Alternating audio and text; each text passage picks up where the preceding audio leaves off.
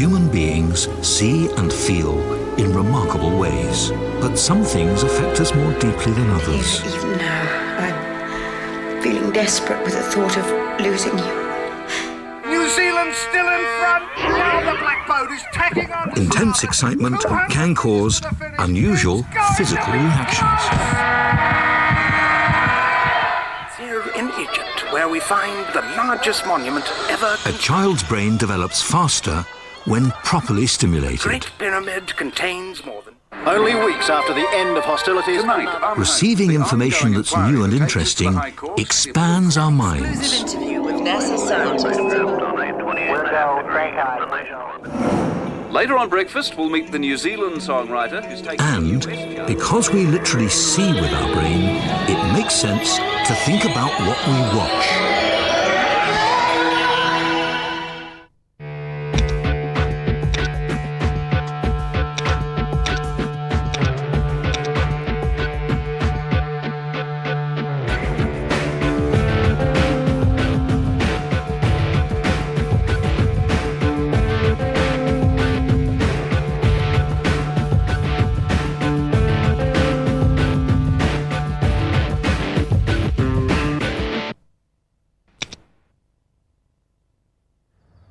In this video, we're going to show you some of my cross-country highlights from the past 20 years, but this has not been a one-man show.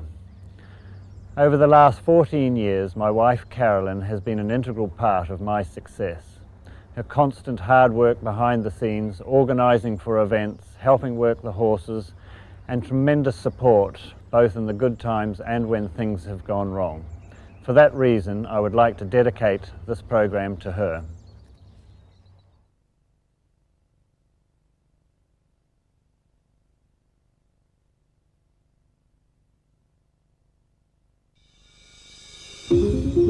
Five, 4, 3, 2, 1, go. Good luck.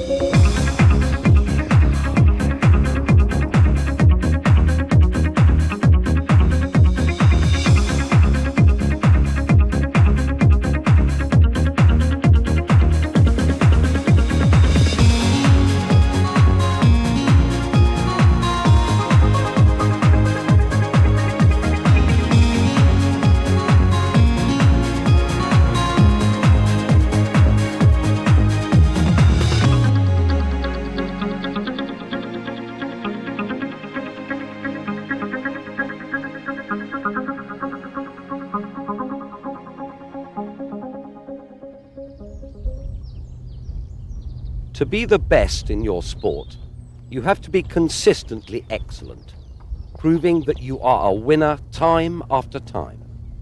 The equestrian sport of eventing has had an undisputed number one for many years, a man not only recognized as the best of all time, but also someone who has worn that mantle with trademark grace and humility. Mark Todd is preparing for his final challenge, to try and win an unprecedented third Olympic gold medal in Sydney. The Olympic Games now runs two competitions in eventing, the team and individual. And all being well, Mark will ride the 10-year-old gelding word for word in one of them. In eventing, the most demanding phase is undoubtedly the cross-country. And Mark's teammate and fellow countryman Blythe Tate recalls one of his many outstanding performances at last year's Pedigree Chum Burley Horse Trials when riding word for word. I think probably the ride that I enjoyed watching the most was with Word for Word at Burley just recently, because he just made the course look so easy, and then we found out later that it certainly wasn't easy. He always rides a polished round, and so every round that he does is a joy to watch. It's a tremendous jumper, and he thinks it's one of the best horses he's had in a long time. The big leaf pit log, the first question. Has a great approach, and you see the horse just doesn't care what it is. It could be a cross rail out in the middle of a field. And so this is the first question, but not a terribly difficult question early on. 3 little strides, a little chip in, not quite sure where he's going to go there for a second, but well out over the narrow panel at the end. It's hard to tell from the television, but this thing, I swear, it seems to be about 8 feet wide at the takeoff, and he really makes a strong move to it. And you see that the horse tips the brush, but seems to go away just really well from it. It looks like he's taking a fair old crack at it, that's for sure. He's coming into a pretty serious question. What used to be a big question long ago, Herbert's Hollow, it's a coffin. Those logs are 3'11" tall, but Mark Todd comes to the Maltings corner again. Same fence, but moved around. Yeah, we're jumping it the other way this year, and the ground this time slopes away in that last ride, and the riders were very worried about it. And again, a maximum oxer here. That thing is the 5'11". And he's a bit concerned, not about this one so much, but the next one, the water cascade.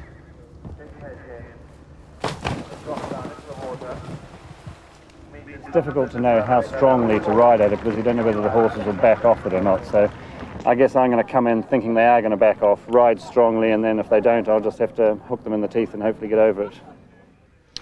Well, no problems, and he's just at halfway and 6 seconds under the optimum time. So going well. But leading up to this, this is the most difficult part of the course because these waters are all back-to-back, 10 efforts in a row. You see that he has the final effort here of a sunken road with water down at the bottom, and he handled it as well as you can expect, but you see that the horse struggling a little bit on the way out. And then back to this massive oxer to be able to get out and get back on the course. He will have felt like he has lost a lot of time in there. Last year, not on this first element, the second one, which is this year a little smaller. They've cut the width down by 18 inches, thank God, because the horses were really making a struggle last year. And now to the dairy mound. Again, a fence that was on the course last year. It caused quite a lot of trouble. The horse is not quite sure what was going to happen, but this word for word makes it look easy, very nice, looks at it, solves the problem, and goes on. Threading the eye of a needle, that's what this is about. And this is about a 4-foot space of the horses that are going to jump this. This is so narrow, but you see that Toddy just gives a little correction there at the end and word for word responds. Mark Todd, the pedigree rosette, fence number 35. Look at the clock on the right-hand side. 12:24, can he get there? Spot on. What a round. The Pathfinder does it perfectly. And that, David, is why he's known as the master in your business.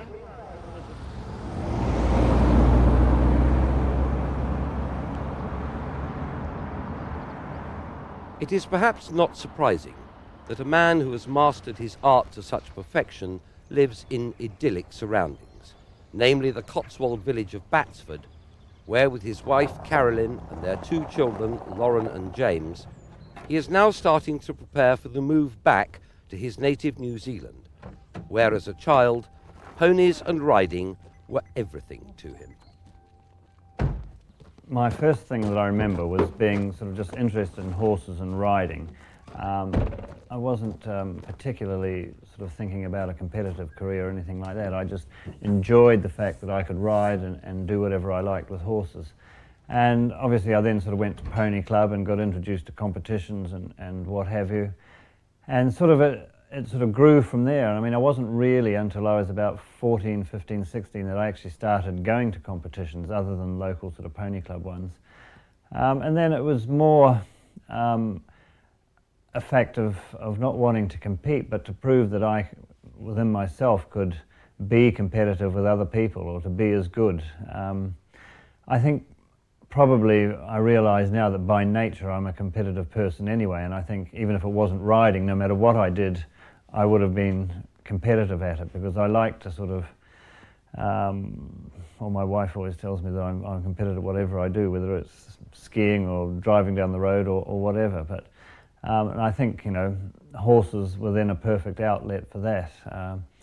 You start doing a little bit more, a little bit, and then you want to do a little bit more, and you want to get a little bit better, and so it's a very progressive thing. And it wasn't really till I was sort of in my late teens or early 20s that I suddenly started to realise that, you know, I wanted to maybe go beyond New Zealand and prove myself on the world stage. And when I was about 21, that's when I set off to do that. But it was in the beautiful Waikato region, in the North Island on his grandparents' farms, that the town boy Mark first developed his unique and natural riding talent. Well, our ponies were there, we obviously had to look after them, but they're there to have fun. And that was one of the biggest things. You know, we did have fun, and we used to go out in the middle of the field and hop on them with no saddle and no bridle, or ride around on the roads with no saddle on, and it was very much a sort of a very natural sort of thing, and you had to learn balance and control and everything else to stay on. And I think, you know, a lot of the kids today aren't allowed to do that. They're very disciplined. They have their saddle and they have to sit correctly and everything else, but they forget about the very natural thing of finding your own balance on a horse and being able to stay on there. And I think that was one of the most important things we learned as kids. In 1980, the equestrian world was largely oblivious to the talents of a willowy New Zealand dairy farmer. But the most famous three-day event of all was about to be taken by storm. You know, when you come into something like badminton, I'd been to badminton in 1979 just to have a look. And, you know, it's a great thing, you know, when you're young and innocent, I guess. And I'd walked around the course and thought, well, you know, I can do this. This is not impossible.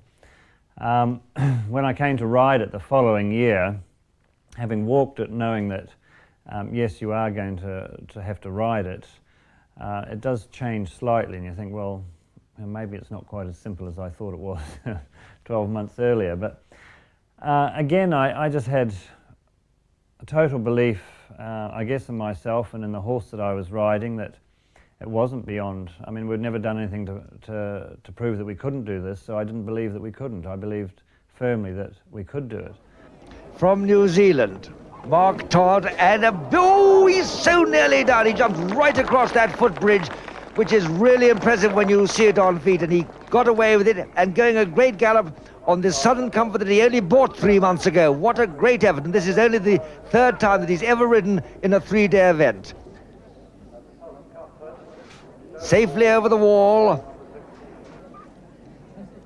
Mark Todd carefully into the water, and he's gone out the difficult way and makes it look so easy. A really magnificent round by Southern Comfort.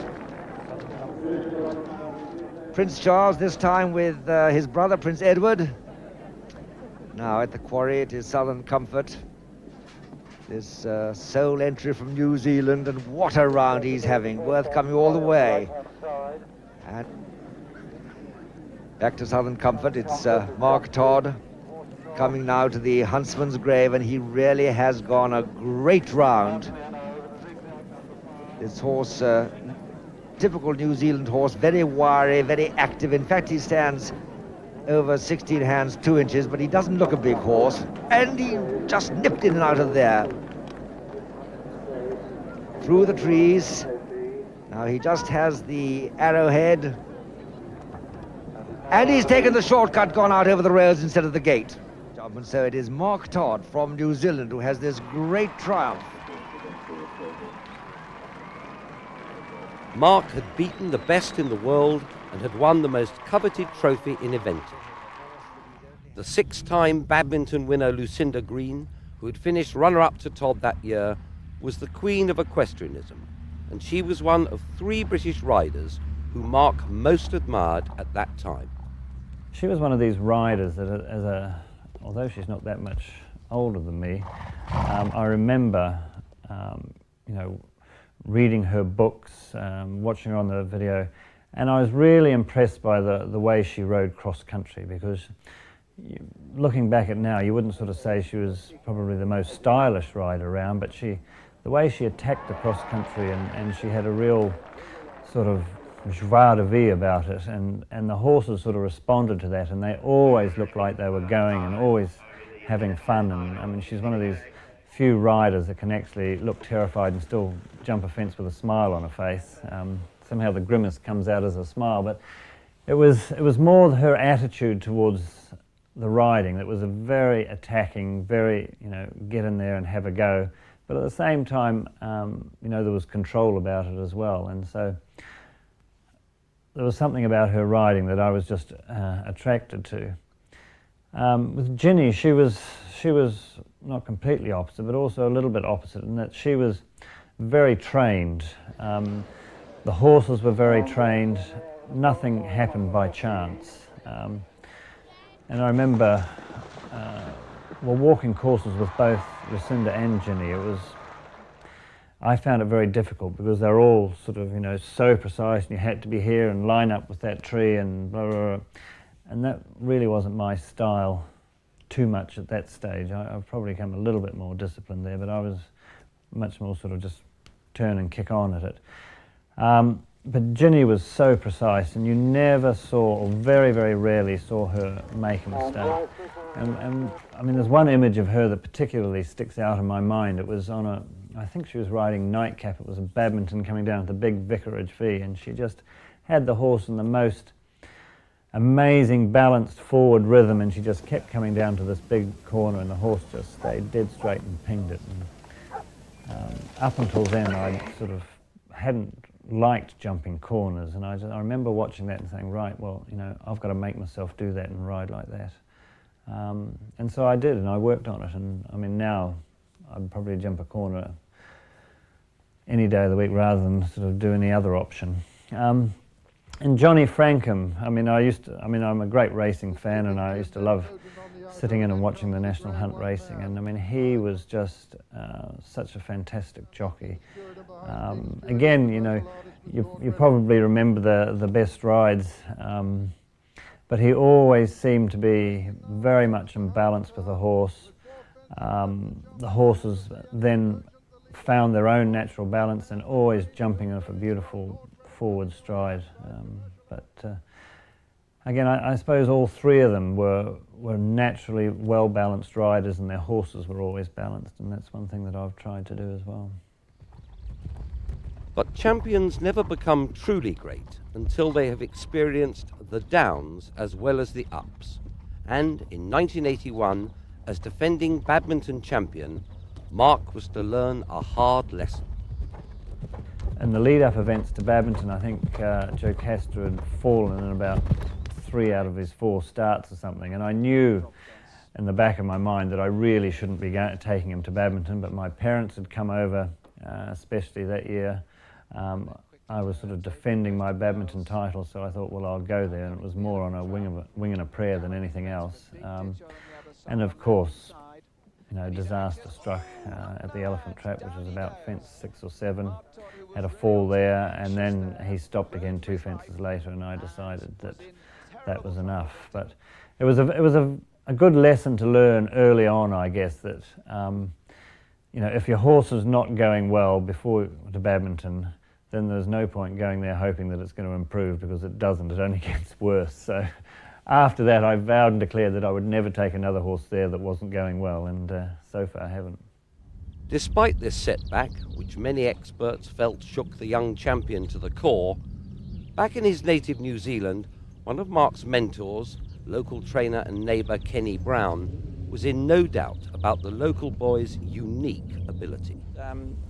Well, as I always say, a good horseman is a benevolent dictator, and that's what Mark is with the horse. He's a benevolent dictator. He says what he wants, he expects it to do what he wants, but he is kind to the horse at the same time. We never cease to be amazed at what he could get a horse to do with what appeared to be an average horse with other riders. Well, if it was a racehorse, you'd say it grew another leg when Mark got on it. Mark Todd's career went into overdrive when he teamed up with the diminutive Charisma, and they came to Britain in February of 1984. Mark was in no doubt how good he really was. Well, I think, you know, he was just a star through and through. He was a tremendous athlete.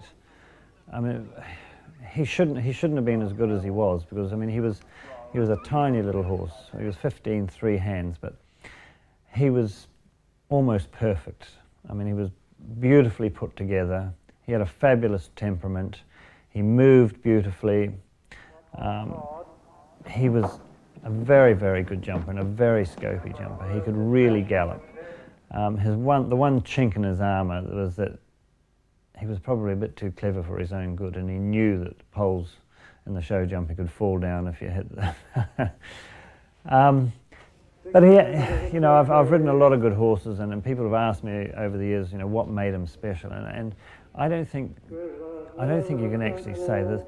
The good ones have that little something that's extra, and I mean, you know, people call it star quality, but I mean, and he certainly had it. I've ridden other horses that have been good, but these horses, they just on the day they pull out something that little bit extra, you know, particularly in the latter part of his career. If there wasn't a decent crowd there, he didn't bother performing, but you know, you put him in front of a big crowd in a big atmosphere and the horse would just turn it on like that, and he was quite special. After finishing an honourable second at Badminton to Lucinda Green on Beagle Bay, Mark knew he had an Olympic horse, and the dream came true that summer in Los Angeles following a brilliant cross-country round. Lying second going into the show jumping, Toddy conjured an excellent clear out of Charisma to put the pressure squarely back on the overnight leader, Karen Stives, on Ben Arthur, who could not afford a mistake, and when the middle part of the final treble went, New Zealand had their first gold medal of the '84 Olympics. Well, after he won the gold in Los Angeles, I said, well, you know, this horse is going to be too old for Seoul, but anyway, I had some other young ones coming on. I thought, well, one of them will be ready. And then he just kept going, and he kept getting better, and he kept going, and it kept getting a year closer to the next Olympics, and the horse still felt great. And so I thought, well, you know, maybe we can get there. And it was very much, I had in the back of my mind that, you know, he was a special horse to me, but I felt if this horse feels as good as he does, you know, there's no reason why he shouldn't go to the games. If at any stage he feels that he's not up to it or can't perform to his best, then I won't take him. But he went to Burghley the year before the Olympic Games, it must have been '87, and finished second there to another horse of mine, Wilton Fair. And the horse was just superb round the cross country. I mean, he felt as good, if not better than ever. And so I decided then that I would set him just for the Olympic Games. He wouldn't do a 3-day event the following spring, but I almost changed my mind because I decided that I would get the horse up and get him as fit as I could, ready to do a 3-day event, because being an older horse, I didn't want him to sort of get, let him down for too long. So, but he was so obnoxious in the spring of '88. He was so full of himself that it was probably just as well the entries for Badminton had closed, because I could have been very tempted to ring up and put an entry in. But he was almost to the point of being dangerous. I mean, he was so well. So I put him out for a few weeks just to let him back down a bit. And again, I was trying to do show jumping as well as eventing at that time. I had a horse qualified for the games and the show jumping, and so I was mixing the two, and I probably wasn't working him or riding him as enough as I should have been. And in the two lead-up events before he went out to the Olympics, the first one, I can't remember where it was, but he was just appalling. It was the first time he's ever blown up in the dressage. He skittled I don't know how many show jumps, and he just about ran off with me around the cross country. And I mean, there was a lot of muttering afterwards, the event that, you know, Charisma, he's 16 years old, he's past his best, he's not as good as he used to be. But I knew the little beggar was just way over the top. And so Gatcombe, the one-day championships was, I can't remember, it was a week or 2 weeks later. So I just grilled him for those 2 weeks. And I mean, he was an incredibly tough beggar. I mean, and that was also part of why he was so good. He was so tough.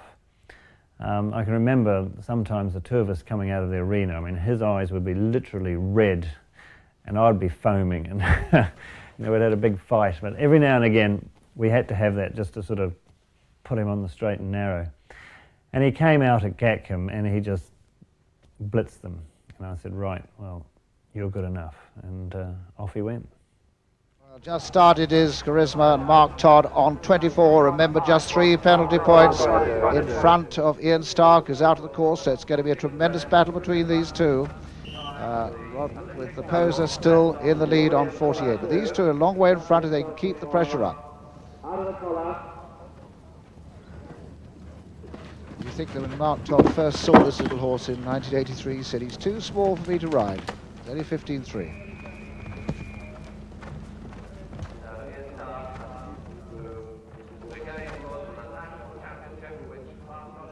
Well, never mind them, because here's the gold medalist himself out on the course. We are going to do our mathematics very quickly to tell you what he's got to be inside. Remember, he was 3 penalties in front before he got to cross country, and we've been watching this little horse, and he is going like a bomb.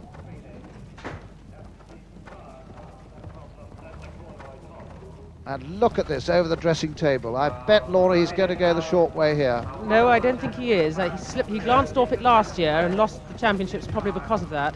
And I think this year discretion will be the better part of valour.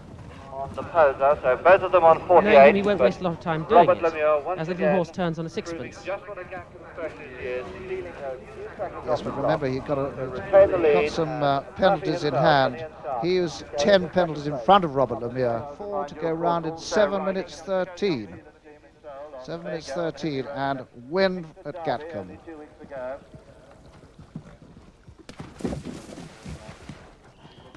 Oh, this is a tremendous warm-up. And remember, of course, you'll be seeing with us the Olympic Games, all the equestrian highlights on BBC television in just 5 weeks' time.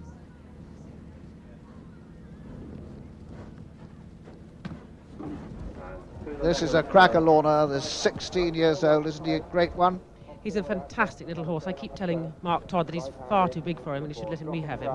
But he hasn't sort of given in yet, and I think probably the old horse will be like me, getting too old before it happens. But he is a real star.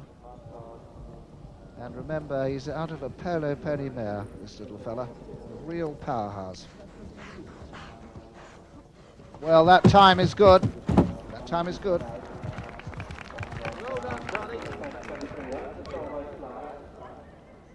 And those two boys, Ian Stark and Robert Lemieux, know that this chap is just about to take it away unless anything dreadful happens. I think it's amazing the way this horse can keep doing one competition after another and still look so well and be so well and enjoy it so much. He must have done more events than almost any other horse ever, and yet he still goes with such a sparkle and enthusiasm in all 3 phases. Perhaps the show jumping occasionally he's a little casual, but he's just, look at his face. I mean, as he's going, he's looking for the next jump. Right, and this little powerhouse is storming up the hill. He can be round in 7:13 to take it. And he's going to be well inside that time. Just the last few hundred yards as he jumps the duck fence, and now the last. And look at him, 16 and full of running. And the time is there for everybody to see. Here comes the new Barber British Open champion. There he is, up the hill towards home. What a great send-off to the Olympic Games. 6:46, and he's home in 38 penalties. But going to the Olympic Games on the other side of the world means a long, tiring journey for the horses. And there's always the worry they won't travel well. But not Charisma. He took it all in his stride. I just felt very happy and very confident there. The horse was performing extraordinarily well. He had travelled over really well.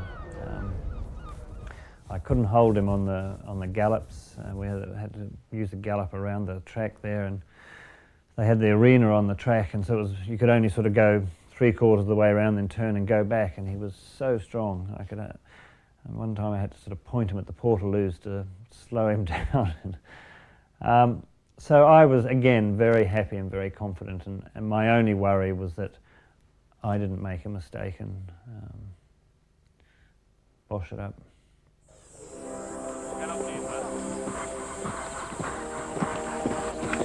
Mark got clear at 23, now 4, should be twice.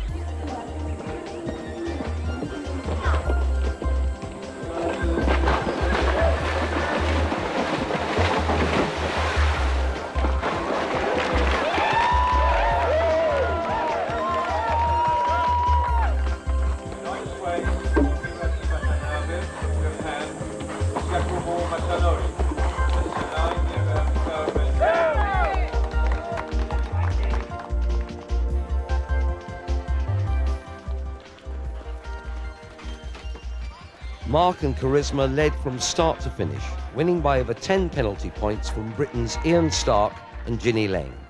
And such was their popularity back home that they were chosen to lead the New Zealand team at the opening ceremony of the Commonwealth Games in Auckland the following year. What a wonderful moment for horse and rider and for the sport of equestrian. Double gold medalist at 1984's Games in Los Angeles and the 1988 Olympic Games in Seoul. And what a roar from the crowd, Keith. Is it for Charisma or for Mark? The autumn before the Seoul Olympics, Mark was to start his love affair with Burghley, but it was not his favourite venue in the early days. For the first few to lead the New Zealand team at the opening ceremony of the Commonwealth Games in Auckland the following year. What a wonderful moment for horse and rider and for the sport of equestrian. Double gold medalist at 1984's Games in Los Angeles and the 1988 Olympic Games in Seoul. And what a roar from the crowd, Keith. Is it for Charisma or for Mark? The autumn before the Seoul Olympics, Mark was to start his love affair with Burghley, but it was not his favourite venue in the early days. For the first few years, I had absolutely no luck at Burghley, and things just didn't seem to go right for me. And I actually thought that, the course had a little bit of a jinx for me because I'd gone to Badminton and won the first time there. But then Wilton Fair came along with Charisma, and in '87 we finished first and second. And then since then, I haven't looked back really. I've won it another 4 times since then. But Wilton Fair, he was a big, huge horse, about 17 hands. He was an Irish bred horse, probably what they call 3/4 bred. And I took him to a 3-day event at Le Touquet in the end of the spring, where he went very well and finished 4th. And the horse had been progressing well, and I sort of entered him. We ended up entering him for Burghley because I think you could probably get there a bit earlier than you can nowadays. And as I said, I think it used to be a little bit softer than certainly what it is now. And so we entered him there thinking that it would be a good experience for him. And I remember the owner wanted to sell him, so we obviously thought that with a decent performance or getting round Burghley would be added value to his sale price. But obviously with Charisma there, I thought I had a good chance of winning it with him. But this horse just, I remember in the months leading up to Burghley, he just improved and improved and improved. And he did a very good dressage. I can't remember off the top of my head where he was placed, but he was right in there behind Charisma. I thought because it was such a stamina test at Burghley that might find him out on the cross country, because he wasn't a fast horse, but you could just gallop on down to the fences and you never had to sort of take a pull. He was very well balanced and very clever for a big horse. And no one was more surprised than me when I went over the finish line and he was inside the time. But he was very fit and he just kept galloping all the way. And I had a tremendous ride on him. Took a few liberties here and there. I remember one near the end of the course coming downhill to a big oxer, and he was motoring because I knew I really had to keep motoring if I was going to get in the time. And I saw a long one there and I thought, oh my God, here we go. I hope you pick up, because he was going too fast. If he had put in another one there, we would have been gone. But he did. He picked up and jumped it. So that was, it was one of those times where you have to scare yourself a little bit cross country, and that was certainly one of them. 3 years later, Mark was definitely not the favourite to win Burghley for a second time when he rode the headstrong ex-racehorse Face the Music. Now, this is Mark Todd, the great Olympic champion, double Olympic champion. Mark Todd sets out on Face the Music. Now, he's got a lot of ground to make up. 30th after the dressage. And I rode him in one competition before Burghley. I was round and advanced one day, and he gave me a very nice feeling round that track. So I said, yes, I'll take him to Burghley. And that was the year they'd made some muck-up measuring the track. And they changed the time by a minute, I think not long before the competition started, which played right into my hands, unbeknownst to me at the time. It ended up that nobody got the time on the cross country, but he was so fast, that horse, and my whole round was one that felt on the verge of out of control. It wasn't that I was trying to go that fast, it was just that I was trying not to fight with him too much, you know, and upsetting him and having problems.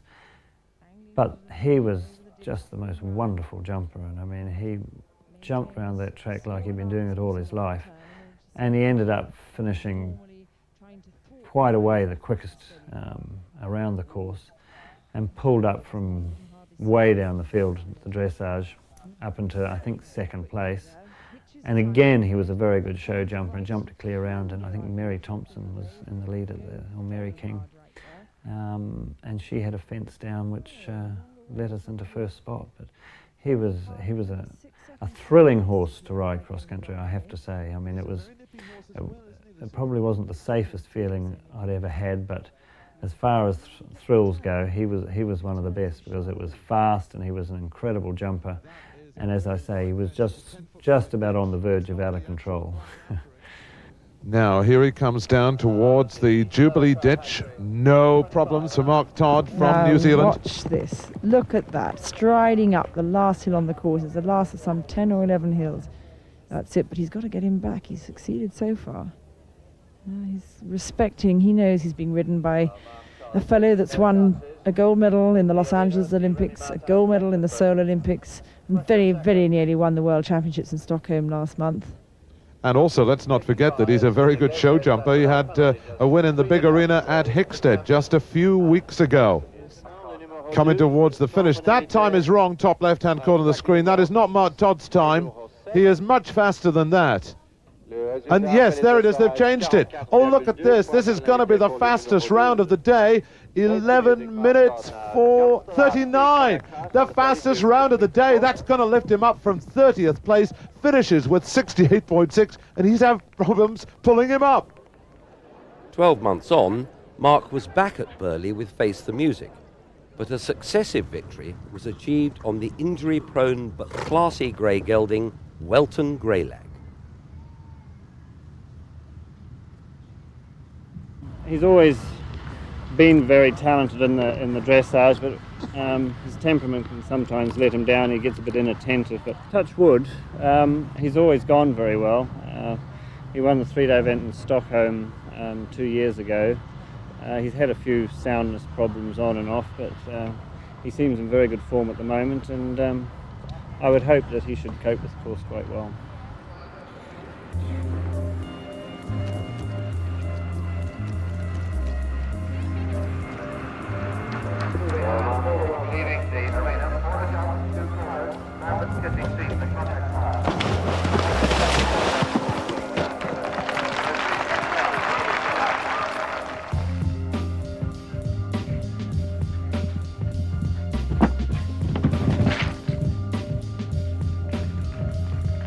Justin Ace makes an error, only a small one at the Herbert Solo, but Robert Lemire very quickly picks him up and safely through over the first part. Well, Harmony, good in, mate. Just 2 sentences left.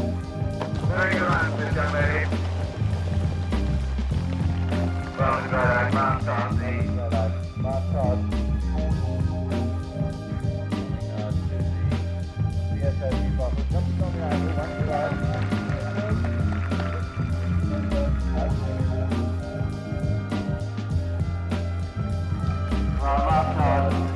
Yet another genius run from the Olympic champion.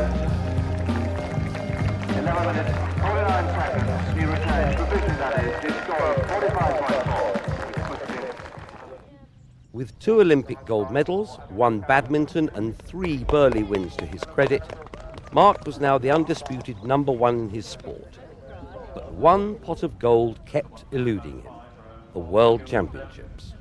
He first competed in 1978 in Kentucky, only for his horse, Top Hunter, to break down. 8 years later, in Gawler, South Australia, he was hot favourite on Charisma, only for the two of them to come to grief, like so many others that year, at a very trappy water complex.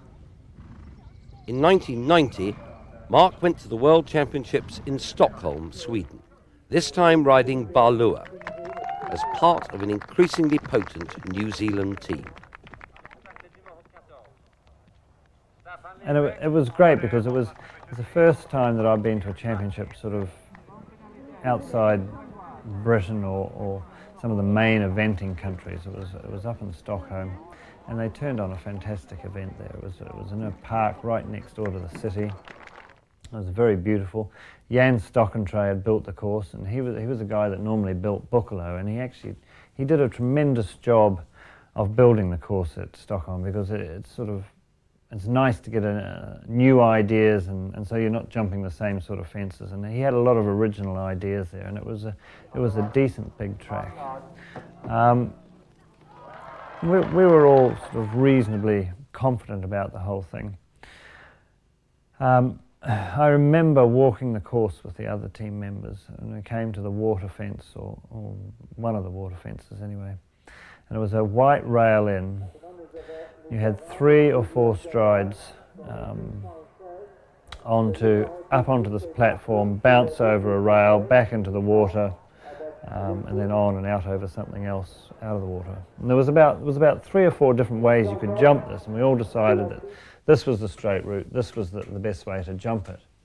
And I can remember clearly walking the water and saying, when you jump in here, you want to land and keep going forward, because you want to get onto that bank with a bit of oomph to get over the bounce. And when I came to ride it, I didn't see the best stride to the rail in. And the first thing I did was grab and started adding. And of course, the horse arrived at the bank with not enough oomph, jumped up on the bank, and then he could have actually tried and probably jump it, but he wasn't in the best position to do so, and he decided not to, so we had to stop, 20 penalties. And straight away I think, God, you're a bloody idiot, why did you do that? You know, if I'd kicked and kept going, would have been fine. So there was my chances of another world medal gone. And I'd blame myself probably for his mistake and for Charisma's mistake at Gawler. That twice in a row I had caused my own downfall. So I wasn't very pleased with myself after that performance. In 1994, the World Championships were held in Holland, and this time Mark was riding the experienced Just an Ace. And again, I was beginning to get this thing about water fences. It had been the water at Stockholm with Balua. It had been the water in Australia with Charisma that had come undone. And although mentally I wasn't sort of thinking about it, but again at The Hague it was the water that was to be our undoing. Again, the horse had done a good dressage and was in a competitive position. The cross country had been causing a certain amount of problem, and particularly this water fence. But it was you jumped off a bank from memory, dropped into the water, then I think a stride or two to a narrow arrowhead, and that had been causing a lot of problems. But this horse jumped the arrowhead beautifully. So I'm thinking, right, we've jumped in here beautifully, I'll take the easier option out just to make sure. And we're going to this, all we had to do was step up this little bank, and then I think a stride and over a rail, and I feel the horse gather himself underneath me to jump up, and then instead of coming up underneath me, he goes straight down, head first, into the bank. And I'm like, this is just not happening. And I still, to this day, don't know what happened. I mean, the only explanation we can have is that he perhaps stood on his overreach boot. But I mean, I literally could feel the horse pick himself up to jump up, and the next thing, he's head first, and he smacked his head on the bank, head first into the bank. 2 years earlier at Badminton, Mark had had to endure the very worst experience that can happen to any rider, when Face the Music paid the ultimate price for his undoubted bravery. When you compete in the sport, I mean, as with all horse sports, accidents can happen. And I'd been lucky enough that actually while competing up until that particular Badminton with Face the Music, I hadn't had a terrible accident to a horse. We had lost a couple of other horses in different sort of circumstances. One got a cut in a field and eventually had to be put down. Another horse had a brain tumour and had to be put down. But to actually be riding a horse, and it was at Badminton. I think I was about the second horse to go, and it was a fence where you came in and you had to jump a V over the point. And it had been raining and the ground was, or it had been firm, and then we'd had a bit of rain and the ground was a little bit slick. The horse was normally, well, he was a very good jumper and normally kept a line very well. And it was over halfway round and he'd been going really well, and I turned into this fence, and I had been in two minds as to whether to go the direct route or whether to go the longer route and play safe. But the horse had been going so well that I decided that I would go the direct route. And he just veered off his line a little bit at the last minute, caught the rail and flipped and fell. And as soon, I mean, I was sort of thrown clear. And he somehow, I can't remember exactly how it happened, but he somehow ended up in the middle of the rails over the other side. And as soon as he got to his feet, I could see he'd broken his leg, the bone was sticking out, and so I just shouted at the fence judge, "Get the vet quick." The horse, luckily, although, I mean, obviously he'd broken his leg, wasn't in a panic, and he just stood there very quietly while we waited for the vet to come. But it was one of the worst moments ever, because I mean, you just feel so helpless, and here's this animal that you know, has been trying his hardest for you, and then this happens, and you know that is the end. And so, I mean, all I can remember was just standing there saying I was sorry to this horse. I thought about it and I thought, well, I can do one of two things. I can pack up now and go home and call it quits, or I can get on and ride the other horse.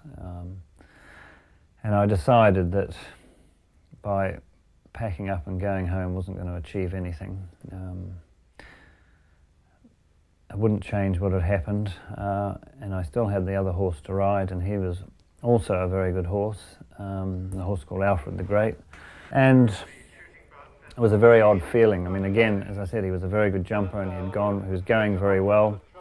It was a very odd feeling coming into this fence. I mean, they actually, after I fell there, they closed off that route and you couldn't jump the direct route there.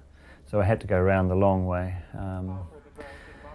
But it was almost, you know, after I got over that fence, it was almost like it was behind me a little bit, and I was able to carry on and finish. And the horse actually ended up, I think he finished 5th at Badminton that year. And I was very pleased that I'd done that, because it's sort of there. I mean, it's a bit like, you know, when you're a child, if you have a fall, somebody says the first thing you've got to do is get back on and carry on and put it all behind you. And in a way, that was what I was doing by riding the second horse. And although it was very sad, after that, I was very pleased that I had gone on and ridden the second horse. If there is a shining attribute that singles Todd out as the supreme master of his craft, it is his ability to get the best out of horses in the very top events that he may only have sat on for the first time just days before. Cue the Irishman at Badminton. I think I had a bad fall, and I dislocated my back, and so I couldn't ride. And who was going to ride it? It was fit and it was ready to go. and I was just about to be taken over by a sponsor, and I thought, which one do I let down? I didn't know what to do, and I just rang him up. He was happened to be out in a 3-day event in Samura, I think, and I got hold of him, and I had 2 horses, and I said, would you ride one of them? He said yes, and he came up on the Monday, I think, and rode it, jumped a couple of fences, and then took it straight to Badminton. Well, the thing about when I take on these chance rides is, by the time I came to ride the Irishman, I'd ridden a lot of different horses, and they're all different. They all go slightly different, and I think probably one of the strengths of my riding is that I can adapt myself to a certain extent, or allow the horse to go in the way he likes to go. I don't absolutely demand that every horse goes in the same way, although I probably ride them all similar. I don't demand that they sort of go in exactly the same way. And the other thing you've got to remember is all these horses are very good horses, and we're all proven. You know, with the Irishman, I did actually get a chance to have a ride on him before we got to Badminton. I think it was either, it could have been the Monday or something. We went over to an event course, and I jumped him around a few fences there, and he actually stopped with me at a very simple fence, which didn't do a lot for my confidence, but he was a horse that reminded me a bit of Southern Comfort. He used to go with his head quite high in the air and a little bit stiff in some ways, but the thing I just kept saying to myself, well, this horse knows his job, and you know, quite often horses, you know, in cold blood you go out schooling, they never go particularly well, but once you get going in the competition, and I'm not particularly good at riding schooling either, I mean, your blood's not up and you're not going. And then I always think, you know, well, you've got the steeplechase to sort of, although it's very different to the cross country, but at least it gives you an idea of how the horse gallops and how it jumps and everything else. And I had a nice ride on the steeplechase, and then he gave me a very, very good ride cross country. I mean, and it's, you know, with these horses that do know their job, you know, it's then my job to sort of be as helpful as I can without sort of interfering too much. And he answered all the questions, and he came home inside the time, and I think from memory was actually in the lead going into the show jumping. And here he is. Just gives him 2 strides, Irishman, gives him the rein, and he makes it look so easy. And the thing to watch for is the way that Mark loses not a second in either the approach or the takeoff. As soon as he lands, he's back into a rhythm, back into a stride, lining up the next fence. That's what good cross-country riding is about. It not only makes the fences easier, but it also makes time saved, time gained.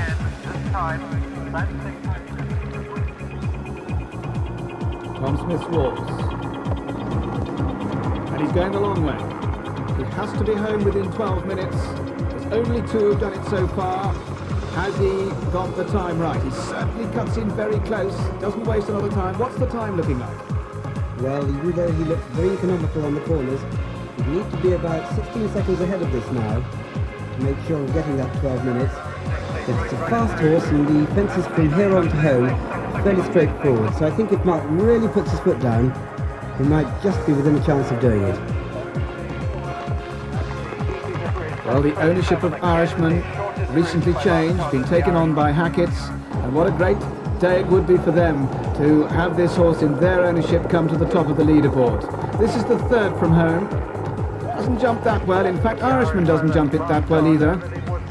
But from now on, it's virtually all downhill, past the famous Badminton House, and it's going to be very, very close indeed. 11 minutes 30. He's got to be home in 12.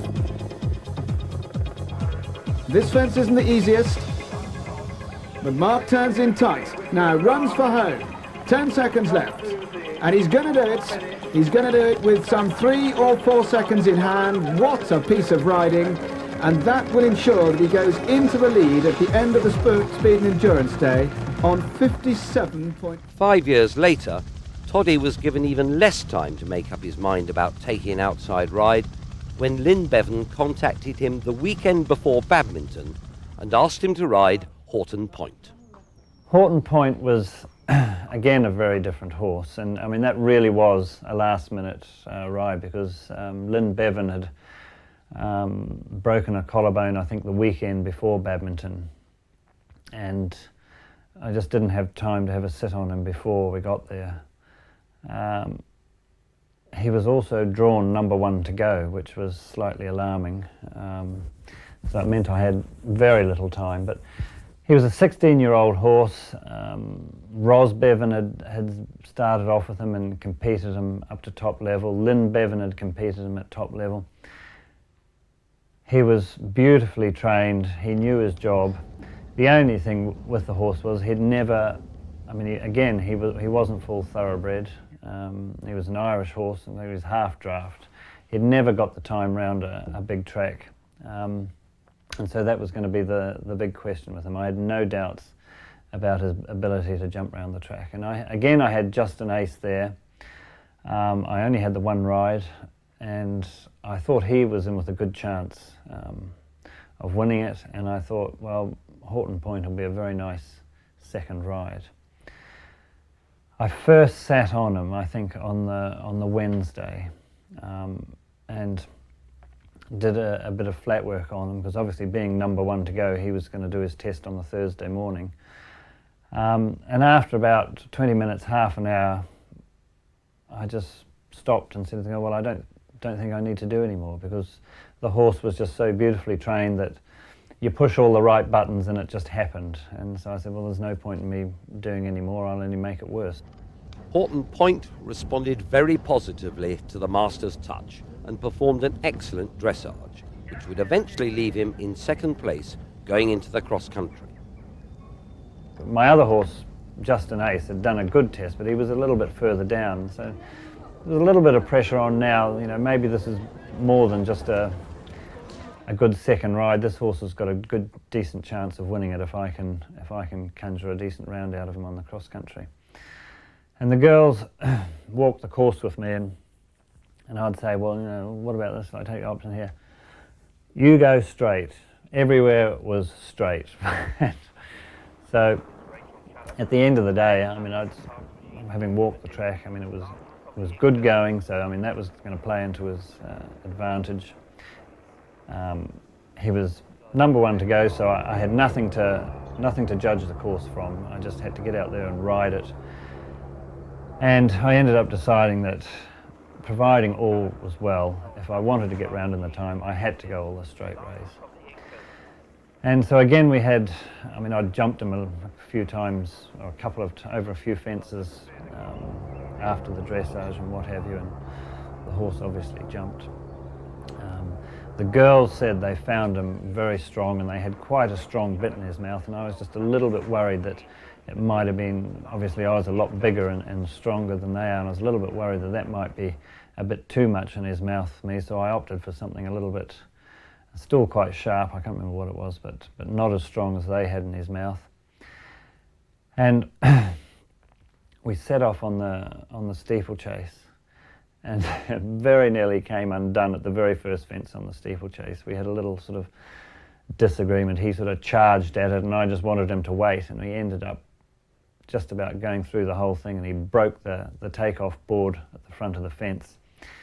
And I think that sort of woke him up a bit, and it certainly woke me up a bit. And from then on, the rest of the steeplechase ride went very well. But he was like flat out the whole way to get anywhere near the time. And I think we did just manage to make the time. And the other thing, I mean, it's a funny story looking back now, because he used to sometimes get a bit of a nosebleed after the steeplechase. In fact, he'd been put out at Burley when he came into the 10-minute box on one of the girls, because he had a trickle of blood coming down his nose. So at the end of the steeplechase, they handed me a wet rag, which I had to carry all the way around on Phase C with me. And just before I came back into the park, I had to get off him, wipe his nose to make sure there was no blood in him, and throw the rag in the bushes, and then trot on into the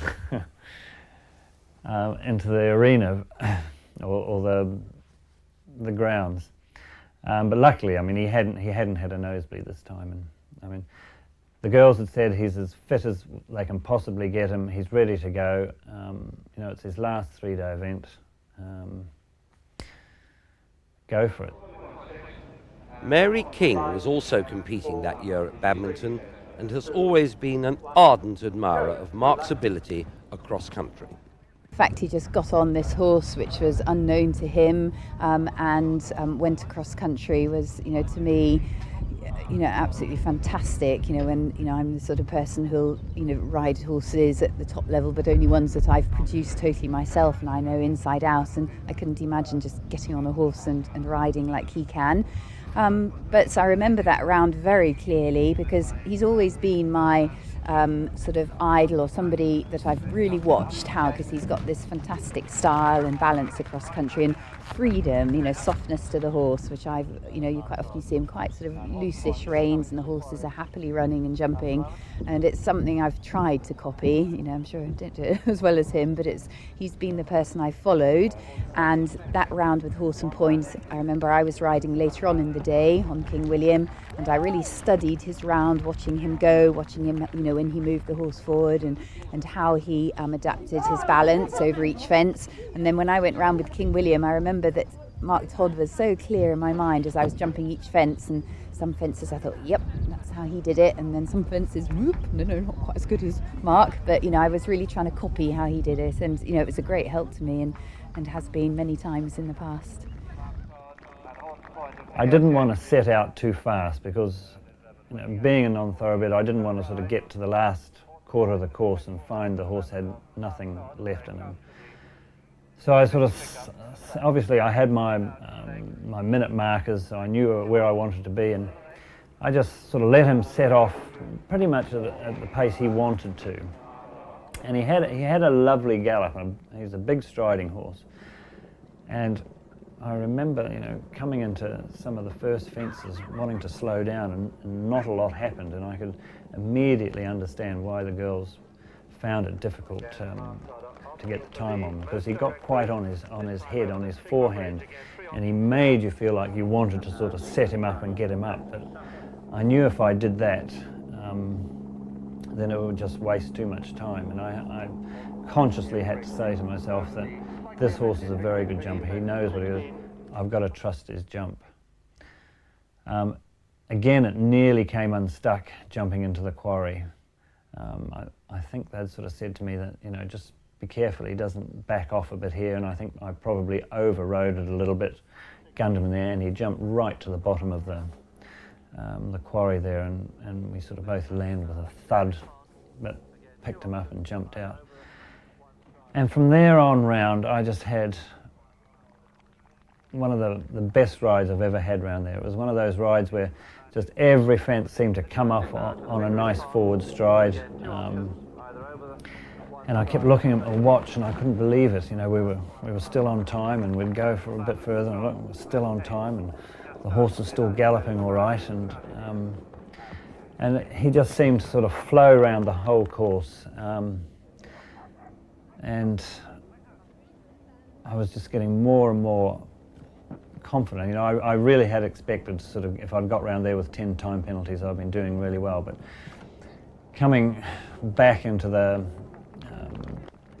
main area with about a mile to go, or half a mile to go, and I was still pretty much on time. And then I sort of jumped through the hollow fence, about 3 fences from home, and then you've got a long run up towards the front of the house, and I gave him a kick there, and he just responded, and I wouldn't say he took off, but he went up another gear, and he got home just inside the time, and it really is was one of the best rides I've ever had around there, because he was just about foot perfect with his jumping all the way around.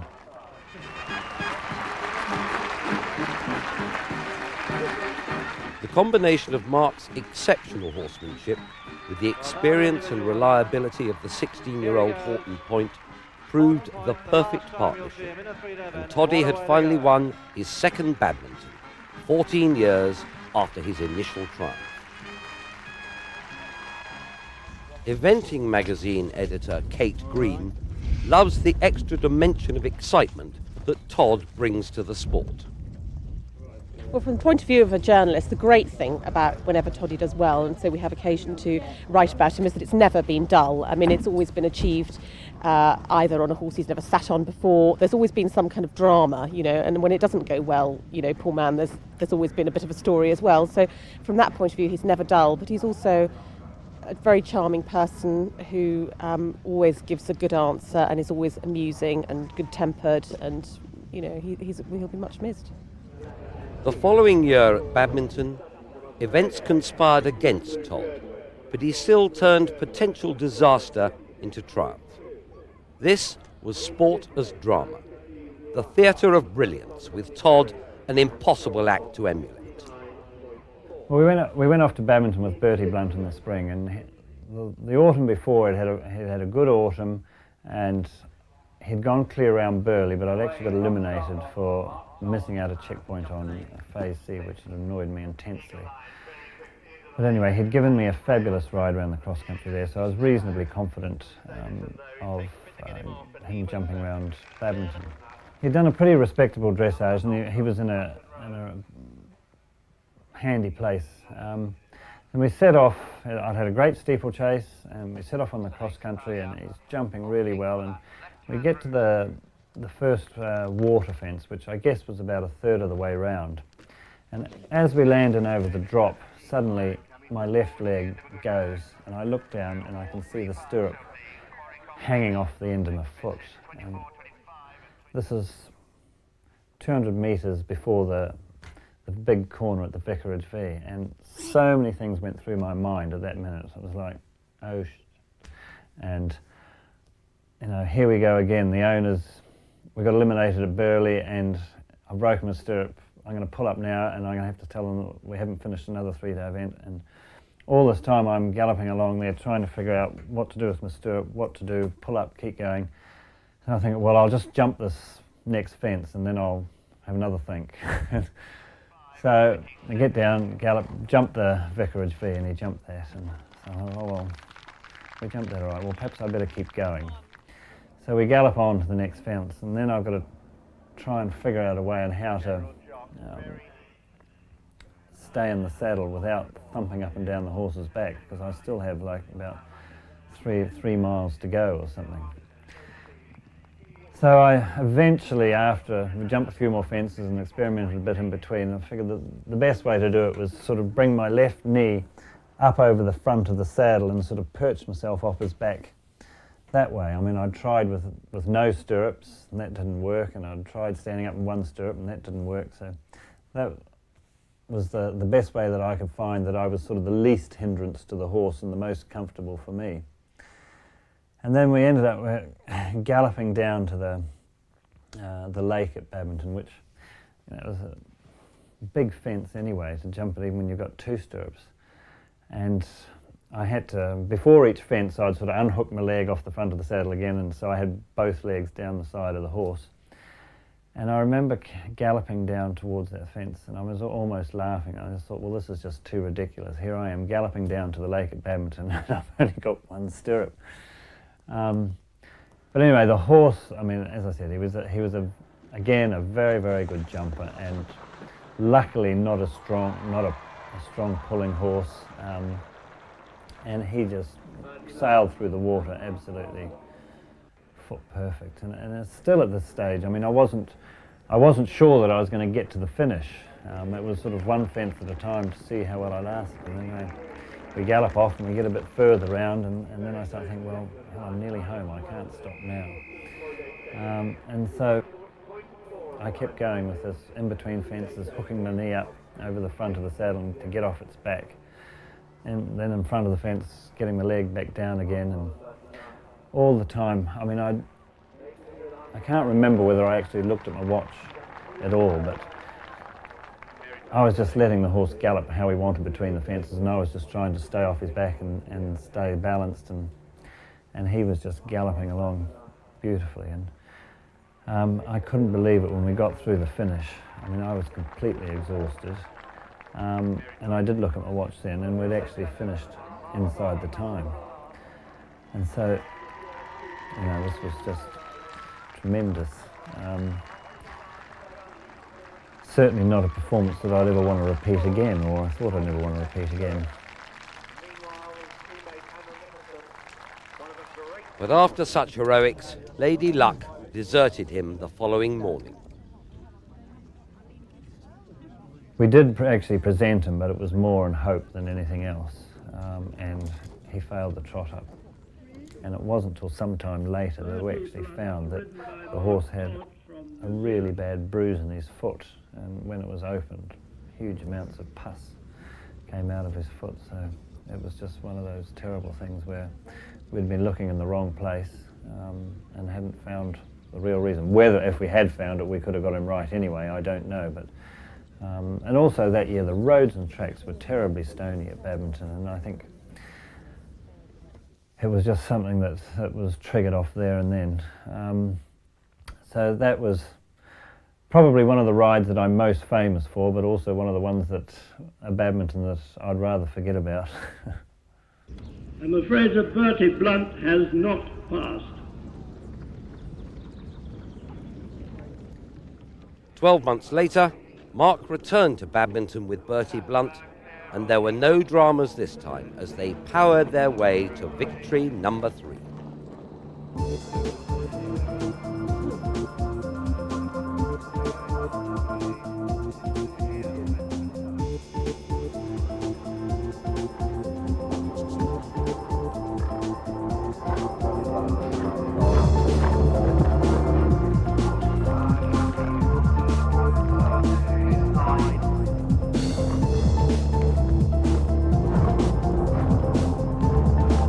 No problem at all. Down the staircase and through the chevron.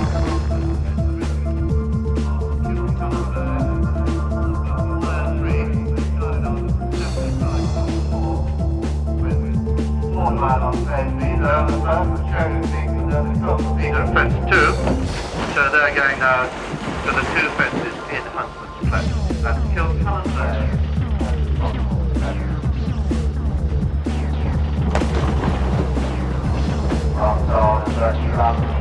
Taking them on very good order, but very good.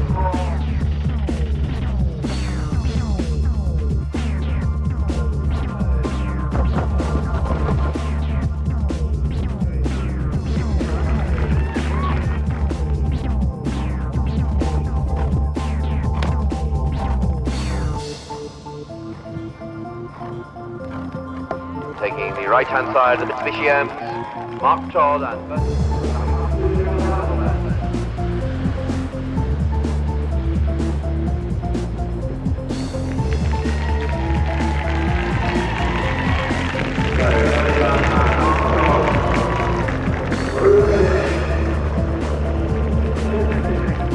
the winner of the Mitsubishi Motors Trophy, Mark Todd.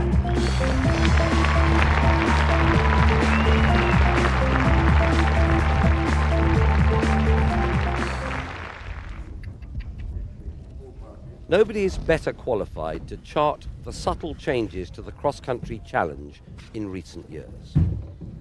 It's very difficult looking back comparing courses over the years because your memory sort of tends to blend from one year into the other. But I would say in general terms, when I first started competing over here, the style of course was very much big, imposing, bold sort of fences, and it was always thought to go to somewhere like Burghley and Badminton, you needed a big, bold jumper that would get out there and have a go. And I mean, and you used to have the socking great ditches, big, solid rails behind. You know, everything was big and imposing and impressive, and not quite so much on the technical side. Nowadays, or through the probably late 80s and through the 90s, it changed a little bit, or changed, and because there was more and more people, I think, you know, coping and going clear. Also, there was the safety angle of it, and on, you know, safety for the horses and everything, and they suddenly realised that, you know, maybe, you know, it's not acceptable to have these great big fences where most will jump it, but you get the odd horse that crashes into it or whatever, and so they started to make the technical side of it a little bit more difficult, more combinations, angles, narrow fences, a lot more narrow fences today, where it tested the riders and the horses' accuracy and being able to hold a line. And I would say that that is probably the major difference. And I think now it's, at one point I think it almost got too technical. There were people, because you know, a lot of the riders are very good and they soon sussed out what they had to do and how they're doing. And then there was almost got to the point where it was becoming, the course design was trying to be too clever. And it was almost becoming too difficult for the horses to do safely. And so now I think there's probably a little bit of a swing back the other way, and you have a nice balance of difficult technical questions, but also big, bold sort of fences that need attacking and jumping. Mark's Olympic dreams have been thwarted in the 90s, both in Barcelona, where Welton Greylag went lame during the event, and in Atlanta, when KM hurt a shoulder in training, with the result that he did not even represent his country in the USA, despite being captain. One of the New Zealand team in '96 was Vicky Latter on broadcast news, and following a nasty fall on the cross-country, Vicky hung up her boots and offered the ride on broadcast news to Mark, who readily accepted. 30 seconds. A year after Atlanta, Mark rode broadcast news in the Open European Championships at Burgh. Last to go cross-country, Mark knew the test ahead was worthy of the occasion. Go. I don't think there's any one particular fence that's a real bogey fence. I think all the way round we're going to have to be concentrating, and the horse is going to have to be very brave and honest. I think it's a delightful course. It's a real challenge and a true test, and hopefully we'll be up to it.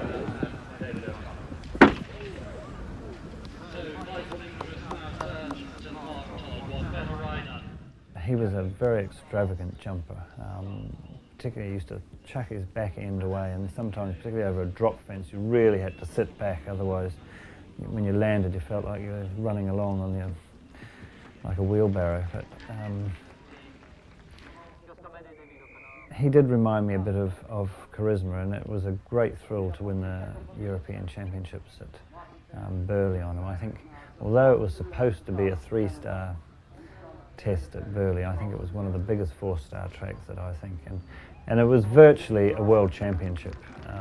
All the best horses and riders were there, and for me it gave me a tremendous amount of pleasure winning that one, because I felt it was, the cross country was a true test.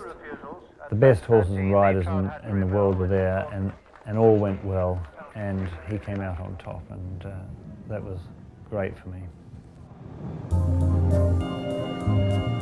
Well, the tracking camera.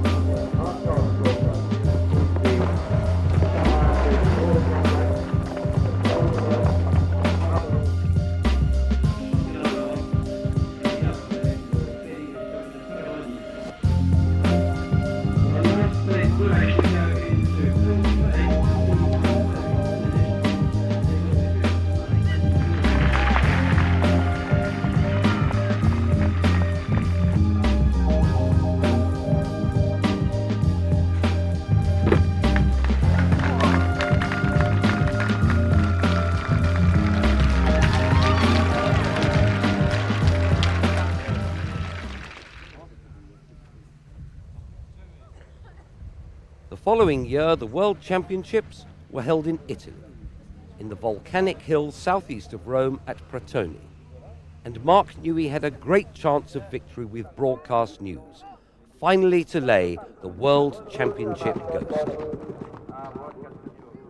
It was probably, certainly on the soft side for a World Equestrian Games, the cross country. But I don't think the result would have been any different if it had been a much more difficult course. All that tends to happen is when you make the course really big and difficult, is the best riders and horses still win, and the rest of them just have a disaster. So I think the only reason, I mean, there are obviously cases where people do bad dressage with very good cross-country horses, and then they'll move right up on a tough cross-country course. I think, you know, the days of the huge cross-country courses with bad fences and everything else are gone, because they just won't let that happen. But, you know, I think it's like we had at Burghley for the European Championships. You can have a safe cross-country, but a big cross-country that also demands a lot of riding from the rider and accuracy from the horse as well.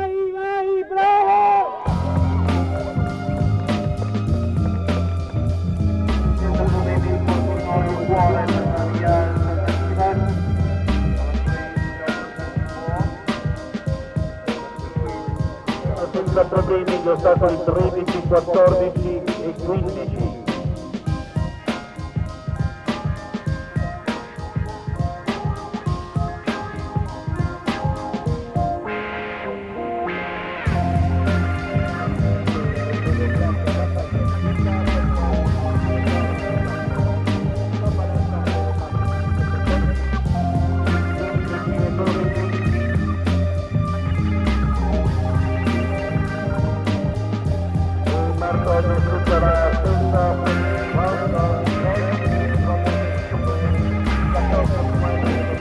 The cross-country presented no problems to either horse or rider, and the following day they went into the show jumping with a one-fence cushion over their nearest rivals.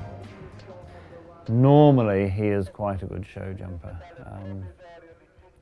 but he's a horse that doesn't like soft ground, and we had a lot of rain on the Saturday afternoon. He was last to jump on the Sunday. There'd been, I can't remember how many horses, 50, 60 horses jumped round in there, and the ground was quite soft. And he was jumping beautifully outside. I was very happy with him. He came in, he jumped the first fence, he ballooned the first fence. I thought, well, this is all right. And then came to the second fence, it was a simple vertical, and he just went, lail over, that went down. So I thought, don't panic. Came round the third fence, exactly the same, another vertical, very similar, exactly the same thing. Right, this is enough. And then, of course, after that, he jumped clear, but it was too late by then. We'd lost our one chance, probably, to win the World Championships. So we finished second, we won the team gold. You know, it was very disappointing, because it was sort of just would have rounded everything off very nicely. I mean, the sort of 2 Olympic golds would have been very nice to have an individual World Championship as well, but it wasn't to be, but what the heck. You couldn't get a better person, but he's very normal, very natural. Everything he says and does, you know, there's no pretense about him. So what you see is what you get. He's very supportive of everybody else, and very generous. He offers advice to us. And you know, when I first came into the team, he was a great help, and he still is now. Mark enters his final season with as good a string of horses as he's ever had, and his bid for Olympic gold will be spearheaded by the hugely talented Word for Word, second at Badminton and Burghley in 1999. Right from the word go, we've had him since he was 5 years old, and right from the word go, he's always been very good. He's a little bit different. He's funny in his mouth, and he's a little bit difficult on the flat, but he's a very elegant horse. He's a very good mover. He does a very good dressage test, and he's still only 10 years old. I mean, he's still comparatively young. Right the way through, we had to sort of just keep holding him back, and we've been quite careful with him so that he didn't, I mean, he probably could have gone to badminton a year earlier, but we've always just been very patient with him. And he's still improving all the time, and this year he feels even better than he did last year. Cross-country wise, he's not the most brilliant jumper in the world. You don't go when he jumps, wow, this is fantastic, but he's just got the most easy way of going, and touch wood, he's been the most straightest, direct horse, and you always feel very confident that whatever you ask him to do, he will do it. Mark's horses are stabled at Stuart Adamson's Poplars Farm, and another string to his bow is the handsome ex-show jumper Diamond Hall Red, who burst onto the scene at Burghley in 1999, putting in an exemplary cross-country round for such an inexperienced horse. What you've got to remember is that course caused an awful lot of grief to an awful lot of good horses. It was probably to Diamond Hall Red's advantage that I'd already been round on Word for Word and had such a good ride.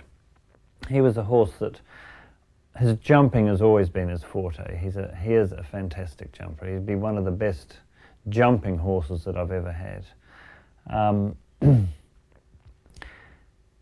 He went there having never been placed in a 3-day event in his life, because his dressage has always been a letdown. It was certainly the Burghley cross country was going to be his biggest test, but as I said, I mean, he used to be a show jumper. And also the fact that Burghley, as I've said in the past, is a real stamina test. He's not full thoroughbred. I wasn't sure, you know, it was maximum distance. I wasn't sure how much horse I was going to have left at the end of the cross country, because he'd never had to go that far before. So again, I started off a little bit cautiously with him, and with the idea of having enough petrol in the tank at the end of the course. And again, he responded and went better than I'd hoped he would go. I mean, I thought he would jump around the course well, but I mean, he was, to me, he just felt very, very polished and very stylish. At that dreadful sunken water fence, where so many horses had problems there. I mean, he jumped in a little bit over exuberantly, and then he just, I've looked at it several times in the past and I'm not sure what he did, but he used his head and sort of did a shuffle in the bottom and put himself right and jumped out, and I think to me that's the mark of a very good horse, when they see they're in a little bit of trouble, they can do things with their feet and get themselves out of a problem. And he gave me a fantastic ride, and he's certainly a horse that is a possibility for the Olympics. In the show jumping, Diamond Hall Red jumped perfectly, whereas Word for Word had 4 fences down. Despite this, Mark finished in 1st and 3rd place, another outstanding result in this famous 4-star event. And he's home and he's clear, and that means that he cannot be any worse than 3rd in the competition. But despite his undoubted superiority in the saddle, Toddy remains hugely popular with his fellow riders and all those in the eventing world. It's going to be a very, very sad day for us all when he goes back to New Zealand. He's great entertainment, and he's the sort of person that has time for anyone and everyone, from sort of, parents, other owners. He's always got time for everyone, and I remember when I was a bit younger and I didn't really know him, the first time I spoke to him, he was, I sort of couldn't believe it, but he's such fun. I mean, just the loss we've all had with him over the years, it will be very sad when he goes. He's certainly going to leave a big hole, and it's fantastic. I mean, he's been recognised as being the equestrian personality of the millennium, I believe, which is absolutely spot on and quite right. I think he's contributed such a lot to the sport over the years. It'd be great to think he will still be there, maybe giving advice to others. He'll be around. I can't see him disappearing off the scene altogether. I know he wants to go into racehorses and that sort of thing, but he's been so great to contribute to the sport in so many ways.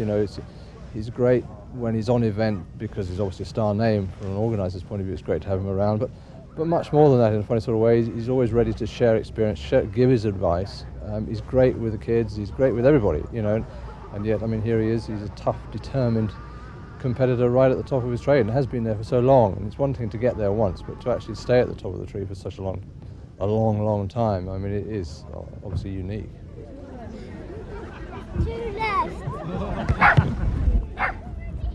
I think we're very honoured and privileged to see what we've seen him over here, and actually has improved our riding as a nation, I think, to work at it to be as good as him and actually improve the standard of our riding.